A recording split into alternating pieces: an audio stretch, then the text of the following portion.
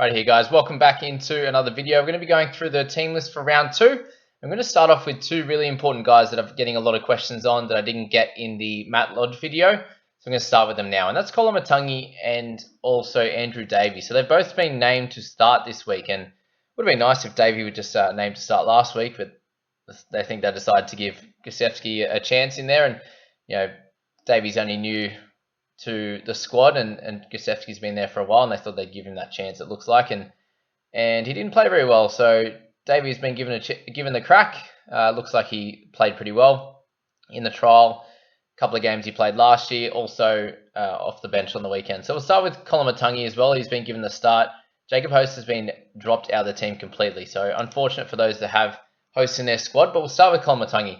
The thing with him is he's not going to be covering the edge position for you. So he's a mid position right now. And because he didn't get named to start round 1 there, he doesn't get that edge position. And they do some updates to these positions every sort of six weeks. But how it works is you have to play 4 games in that spot to get that edge position or that dual position. And unfortunately, that's not going to happen straight away. So if you're expecting him to get an edge, dual position, it's not going to happen, unfortunately. So he's got his break even at 30. He's priced at 384. He's slightly higher than Davey. And we saw what he got in the trial, 60 odd minutes and picked up a 40 odd with the try. So with him, I'd be expecting a score close to 40. So it puts him about 10 points undervalued. And is it enough to bring him in as a mid? At this stage, I think guys like Liniu, Alvaro, a couple of the guys, even if you're going a little bit heavier with an offhand Gowie and stuff like that, I think they have probably a little bit more upside with a lower break even to start and make you some money. Matangi is not going to be a keeper going forward, so something to think about with him. Not sure how he's going to score. I think he's going to have to score tries fairly regularly to make a fair bit of cash, and the 384 is just a little bit pricey, I think. Have to fork out a little bit extra to when you're trading Lodge. So that's that one. And then we'll move to Davey. So I suppose what you want me to say is he a buy or not? And I think Matangi is not a buy at this stage. I'd probably be leaning to someone like Davey whose work rate looks really strong. Came on off the interchange and got 10 tackles, 5 tackle breaks, 2 offloads. So really good attacking stats against the Roosters team that absolutely spanked them. So 10 tackles for no misses. That's great. When he played last year, he's got a 52-minute game where he got 3 missed tackles, which wasn't great. But in those starts in the second row, 34 tackles, 25 tackles for no misses. So really strong in defence. Runs for just under 100 metres in those games. But what we're looking at here is an increase from that 35 minutes and closer to maybe a 55 to 65 minute breakdown is what I'd be thinking with him starting on the edge. If you have a look at what Gusevski got last week, didn't get a crazy amount of minutes of 45, but that he also got hooked. He got 16 tackles for 4 misses, 30 meters gain, got a try assist, but that was just a quick pass. So didn't play very good, and that's part of the reason he got hooked. If we look at their bench makeup, Cade Cuss comes onto the bench, and he will be there to spell Croker for sure. I'm worried about Croker's minutes now. I think he might get closer to about 50 minutes. Gusevski's on there. Kepi and Paseka are going to be through the middle. So if we're expecting Sirenen to get 80 minutes, did he get 80 minutes last week? Just checking. Then, where are we? Yeah, so he got the 80 minutes in round 1, and you'd expect him to because he's one of their better players. Then you would expect Gusevski to come on and spell Davey, which means that I'm thinking around that 55 to 65 still. Gusevski can come on and maybe play about 20 minutes. If he's already been hooked after round 1, then they weren't very happy with his work, and he's going to have to work his way back into a spot in this side or a big minute role. So at this stage, I'm thinking Davey's a slightly better option. Matangi looked great through the middle. My question for him is, what's his work rate going to be like on an edge? This week there's a chance he scores a try in that starting side, but how many tackles is he going to get when Rabbitohs are going to should be very in control in this game? So Davey is just ahead for me. But I still think guys like Liniu and all that are going to be great options. But someone like me who needs some edge cover, Davey or Fuamayano, I think are going to be the type of players that I want to be looking at. But there you go, guys. That's those two. Let's jump back up top and go through the Eels and the Storm. There's not too many changes for the Eels side. They've lined up exactly the same, except for Hipgrave moves out for Nakore. So yeah, nothing. No minutes and stuff are going to change with that squad. With the Storm, we still have Remus Smith sitting in the centres. George Jennings retains his spot, and the rest of the team stays relatively the same. Eisenhuth, Chris Lewis on the bench again, smoothie there. So Nico Hines doesn't come back in for this game, and I'd expect minutes to stay relatively similar to what they were last week. Moving along to our next one, the Warriors and the Knights. Adam Pompey comes in for Ewan Aitken, which he's someone that's fairly pricey in the high 300s. I wouldn't be touching him. Fusatua, I'd suggest trying to get rid of him if you can for a cash cow, one of those middle forwards, or someone doing well there. People are thinking about David Mead, and he had a bit of a standout game. Yes, he did well coming back, but is he going to do that each week? I don't think so. Somewhere in the mid to high 20s with his work rate, because I think he worked hard. Would be somewhere more natural for him. But with a break even, really low break even, just like -1, I believe, you should make a bit of cash. But Fusatua is not going to make any cash for your team. The rest of it stays very much the same. Sirinen comes back in, all good. Someone asked me a question about Bunty Afoa, 25 minutes for 33. Yeah, cool. Not that ideal when he's not basement price. I don't think he's not going to get big minutes, so shouldn't be making that much cash. Our night side, so Bradman Best looks like a chance of playing. There's a few of these guys that are maybes for this week, so they've just named pretty much the same team. Kurt Mann is also a maybe. He might miss this week, but when you've got guys like Crossland on the bench, on the reserves, he could come in and start in number 6. Connor Watson's named at 13. They could switch with Suaso Su again. Reason why Watson got moved to the bench was apparently his motor wasn't ready. He's not fully fit in terms of just your general running fitness. So they decided they were going to play him a few less minutes, but he's been named again. Looks like they just named the same side with instead of Shibasaki named to start, they've just named Hunt this time. It's going to be the same team. So should be an interesting game, that one, the Warriors and the Knights. It's going to be a hard one to tip. Bradley Sirinen I spoke about in the other video, and I think is he going to get those good minutes again? Is Murdoch Masila going to play 30? Armau's going to play 40. If Sirinen gets over 55 to 60, I think he's a pretty good option. The Knights team, you're going to have to wait for that later mail, and this is obviously the first game on Friday, so by 6 p.m. on Thursday night, so before round 1, we'll get some news on 2 of these guys dropping off. For those of you that don't know, 24 hours before kickoff in each of these games, 2 of the reserves will drop off, and they'll only carry 19 players, so you might get a little bit of an idea on the types, the players they leave in those reserves, as to what the makeup of the team might be, and if any of these guys are injured, and look out for guys like NRL Physio who will be giving that late mail on injuries and seeing how people are going there. But moving along to Titans and the Broncos. So Brian Kelly's out for about 3 weeks, which is annoying, and I'd probably suggest trading him with 3 weeks. If you've got a bunch of guys a little bit cheaper and making some cash, Momorowski, Opacek, these types of guys that are going to make a bit of cash, and you can save 100k and use that to upgrade elsewhere. So it's probably what you're going to have to do, unfortunately, with Kelly. Fogarty's going to be an out-and-out gun. I'm declaring that now.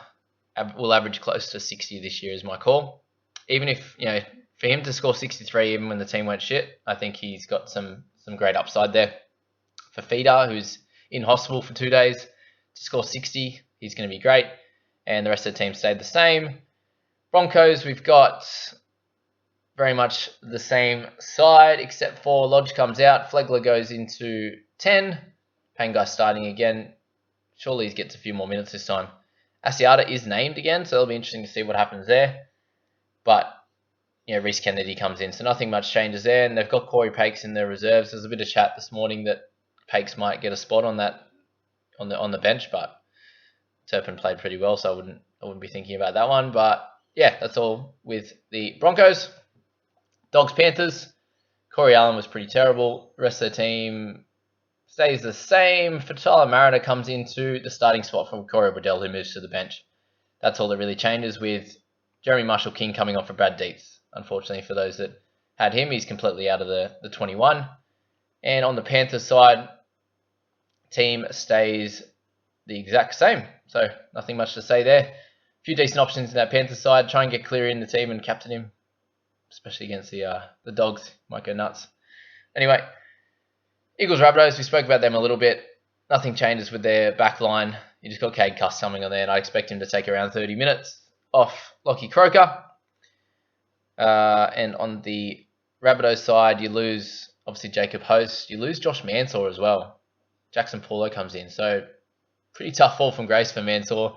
Absolute gun for the Panthers last year. They decided to get rid of him to keep Charlie Staines, and then he moves over to Panthers. Doesn't play that good of a game round one, and then gets dropped. So, upsetting for him. Tom Burgess gets named to number 8. There's a chance that if he doesn't play, the Arrow will start, would be the call. And then you've got Liam Knight on the reserve, Jacob Host in the 21 there that could come onto the bench for an Arrow, which might happen, it sounds, at this stage. But looking at their bench makeup, you'd expect Marshall to come on and play that 45 to 50 minute role again, and then you've got a bunch of middle forwards. So be interesting to see how many minutes Colin Matangi gets. I'd maybe expect a Mago to spell him a little bit, but yeah, with Marshall coming on, depends where he could defend out on an edge or through the so he doesn't have to do as much tackling work and can do a little bit more in attack. That could be an option for him, but yeah, expect somewhere close to what Jacob Host played in around the 65 minutes. So yeah, those minutes are probably a little bit more clear. Bennett likes to use his second rowers for pretty high minutes, and we're not sure exactly how they're going to use Davey on Manly's side. So there's a couple of red flags there, but yeah, not too much to say. It's hard to make a call on those type of guys when you've only seen one game and you haven't seen them start at all in a round game this year. But there you go. Cowboys and Dragons. Not too much changes with the Cowboys. Dunn gets his chance again. Lolo, how many minutes is he going to play this time? The bench stays exactly the same, so hopefully they can play a little bit better. This will be a pretty average game of footy, I'd imagine. Surely my Cowboys can get up, but Tyrell Fuimaono keeps his spot. Kerr still stays on the edge. The rest stays fairly similar. Interchange exactly the same. So Tyrell, decent option around that 360k mark. Hopefully he gets around, that 50 to 60 minutes in the middle this time and doesn't have to cover. But remember, if there's any injuries, he's going to be the one that moves out. Obviously, you got Willie Army in there who can come and play in the back line, but anywhere else in the field, you expect Tyrell to move to that. But still a decent option. Same with Alvaro. Hopefully, Farmasuli gets a few minutes for those people, a few extra minutes for those people that have him. And our second last game is going to be Tigers and Roosters. And with the Tigers team, Laurie keeps his spot. So Moses Mbai moves to the interchange, and he should spell Little for 20 to 25 minutes is my guess. Like, he played a decent game, Little, and even though the team wasn't very good, but 50 to 55, 60 minutes should still be enough for him to score pretty well, and you'd probably still want to play him, especially with Crichton now. We don't really have the depth to be able to not play him, so still got some plenty of money-making potential. And an interesting one here is their bench. If that's going to be their makeup, they got Mbai and Tommy Talau there, so it should be a few extra minutes for someone like Utokomanu. Twal should get some bigger minutes. Even off Hangawi might get a few extra. So be interesting to see where Tommy comes on and plays this game. But yeah, some interesting numbers for the forwards there, with Little set to lose a couple of minutes, which he didn't get to last week. The Roosters, so awesome backline. Lockie Lamb, we're hoping for a bigger game for him this week. Hopefully they go left a little bit more. Nat Butcher's going to play on that left edge this time.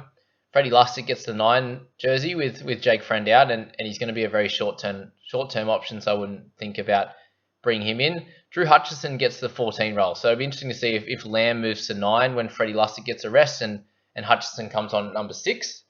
That'll be interesting, and it's not a terrible thing for Lamb. He should be able to get some extra tackling work there, and maybe some work out of dummy half. So some running meters there. Fletcher Baker comes in and gets his start. So a couple of changes there, but nothing too interesting. Tupanua, a few people have been talking about.